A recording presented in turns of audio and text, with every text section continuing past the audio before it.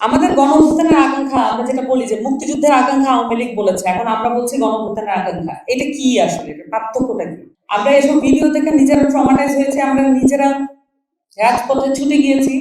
আমাদের এনসিপি গড়ে উঠেছে, এটা কোনো সাধারণ উপায়ে গড়ে ওঠেনি। গণঅভ্যুত্থানের মধ্য দিয়ে যে বাংলাদেশের যে রাজনৈতিক পরিস্থিতি, সেটার মধ্য দিয়ে মানুষের চাওয়া থেকে এই রাজনৈতিক দলটা উত্থান। এখন যদি বলি যে গণঅভ্যুত্থানও কিন্তু নানান রকমের নির্যাতনের মধ্য দিয়ে ফুসে ওঠা জনগণের স্পৃহা। এই স্পৃহা ধারণ করার কাজ কিন্তু পলিটিক্যাল পার্টিদের কাজ, কিন্তু এটা কিন্তু পলিটিক্যাল পার্টির অনেকেই, যারা বিদ্যমান রাজনৈতিক দল যারা আছেন, বিদ্যমান রাজনৈতিক সংস্কৃতিতে প্রত্যেকটা ঘটনাকে ক্যাপিটালাইজ করা, রাজনৈতিকভাবে ব্যবহার করার উদ্দেশ্যে এটাকে দেখা হয়। কিন্তু প্রত্যেকটা নির্যাতনের পিছনে কি ধরনের মর্মবেদনা আছে, কি ধরনের জ্বালা যন্ত্রণা আছে, কিরকম পরিবারের ধ্বংস আছে, সামাজিক অবক্ষয় আছে, সেই বিষয়গুলোকে আলাদা করে রাখা হয়। মনে হয় যেন এগুলো নিয়ে আলাপ করাটা এনজিওর কাজ হবে শুধু, এবং এটা অরাজনৈতিক কাজ। কিন্তু আমাদের দৃষ্টিভঙ্গি কিন্তু তা না।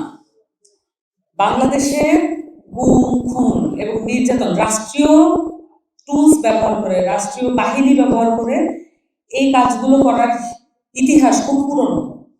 এবং যদি খুব স্পেসিফিক ভাবে বলি, আমাদের পুলিশ বাহিনী, আমাদের আইন শৃঙ্খলা রক্ষাকারী যতগুলো বাহিনী আছে, আমাদের বিচার ব্যবস্থা সব ঔপনিবেশিক ব্যবস্থা। এবং আমরা যদি ঔপনিবেশিকতাকে বুঝতে শিখি, তাহলে আমরা দেখবো যে ঔপনিবেশিক ব্যবস্থা হচ্ছে একটি ব্রিটিশ সিস্টেম, যার কাজই হচ্ছে তার অধস্তনদের প্রজা হিসেবে দৃষ্টিভঙ্গিটা তার এরকম। তো বাংলাদেশে যখন আপনি ওই আইন দিয়ে, পার্টিকুলারলি ওই আইনগুলো দিয়েই যখন আপনি আপনার রাষ্ট্র চালাতে চাইবেন, তখন হচ্ছে এই রাষ্ট্র ব্যবস্থায় যেই থাকুক না কেন, সে বেসিক্যালি তার অধস্তন, মানে তার যে নাগরিক বৃন্দ, তাদেরকে নাগরিক মর্যাদা দেওয়ার কোনো সক্ষমতা তার থাকবে না এই সিস্টেমে। তাহলে তাদেরকে দেখবে যে ব্রিটিশ সাম্রাজ্যের আন্ডারে এখানে আমাদের যে গরিব দুঃখী আমাদের যে জনতা ছিল, তাদেরই একটা জেনারেশন, কিন্তু আমরা তাদের সেই ধারাবাহিকতা, সেই ফলশ্রুতিতে আমাদের অবস্থান। কিন্তু ওই সিস্টেমটার মধ্যে আমাদের চেহারার মতো দেখতে, আমাদের জাতীয়তার মতো দেখতে মানুষ বসে থাকে বিধায় আমরা মাঝে মাঝে ভুলে যাই যে এই পুরো সিস্টেমটা একটা ব্রিটিশ সিস্টেম, যেটা কখনোই কাজ করার জন্য যথোপযুক্ত ছিল না।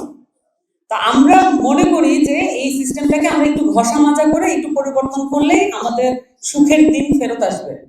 আমি দুঃখের সাথে জানাতে চাই যে সুখের দিন এইভাবে ফেরত আসবে না। আমরা যদি এই পুরো সিস্টেমটা খোল নলচে বদলে ফেলার পুরো, যদি আপনার মধ্যে আত্মপ্রণয় যদি না থাকে, আপনার যদি একটা প্রতিজ্ঞা না থাকে, তাহলে আপনি এটাকে পরিবর্তন করতে পারবেন না। আমাদের গণঅভ্যুত্থানের আকাঙ্ক্ষা, আমরা যেটা বলি যে মুক্তিযুদ্ধের আকাঙ্ক্ষা আওয়ামী লীগ বলেছে, এখন আমরা বলছি গণঅভ্যুত্থানের আকাঙ্ক্ষা। এটা কি আসলে, এটা পার্থক্যটা কি? পার্থক্যটা ওই ক্ষেত্রে হবে যে আপনি এখানে অ্যাবসলিউটলি যেটা ট্রুথ, সেটা আমরা উচ্চারণ করছি কিনা, যে আমাদের সিস্টেমের মধ্যে গলদ আছে এবং আমাদের এই পুরো সিস্টেমটাকে পরিবর্তন করতে হবে। আমরা যতক্ষণ এটা পুরোপুরি পরিবর্তন হচ্ছে, ততক্ষণ পর্যন্ত কোনো পার্টি বলতে পারবে না যে আমরা এটা পরিবর্তন করেছি। গণঅভ্যুত্থানের মধ্যে দিয়ে শুধুমাত্র একটা সমস্যাকে অ্যাড্রেস করে সমাধানের পথ শুধুমাত্র হয়েছে। আরো আমাদের অনেক পথ চলার বাকি আছে। এখন দেখেন, আমরা কিন্তু একটা গুরুত্বপূর্ণ, দেখবেন যে এখানে লেখা আছে স্মৃতি। স্মৃতি খুব গুরুত্বপূর্ণ কনসেপ্ট।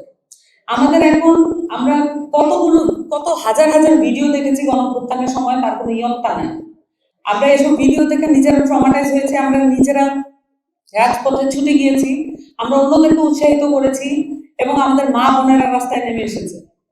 এবং এই পুরো ব্যাপারটার মধ্যে আমাদের নারীদের যে অংশগ্রহণ ছিল, নারীদের যেই স্বতঃস্ফূর্ততা ছিল, তাদের যে পলিটিক্যাল এজেন্সি ছিল, সেটা দেখবেন যে এখন গিয়ে সেটা প্রশ্নবিদ্ধ হচ্ছে। কেন? আমাদের মাথা থেকে ওই স্মৃতিটা চলে গেছে। এই জন্য মেমোরি খুব ইম্পর্টেন্ট।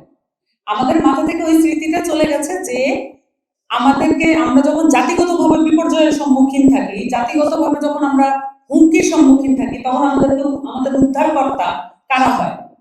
এই বাংলাদেশের নারীরা হয়। এই নারীরা যদি এইভাবে রাস্তায় নেমে না আসতেন তাহলে পুরুষরা তাদের সেই সাহসটা পেতেন না, এবং এই মেমোরি আস্তে আস্তে ফিকে হওয়া শুরু হয়েছে। এই কারণে আমাদের দেখবেন যে এখন সোশ্যাল মিডিয়া সহ নানান মিডিয়ায় আমরা দেখছি যে নারীদেরকে নানানভাবে হেনস্থা করা হচ্ছে। তার মানে গণ অভ্যুত্থানের স্মৃতি আমরা ধরে রাখতে পারছি না। গণ অভ্যুত্থানের স্মৃতি যদি ধরে রাখতে পারতাম, নারীর পোশাক, তার ধর্ম, তার বর্ণ, তার আর যার চলাফেরা, তার সমাজ কি, এইটা আমরা দেখতাম না।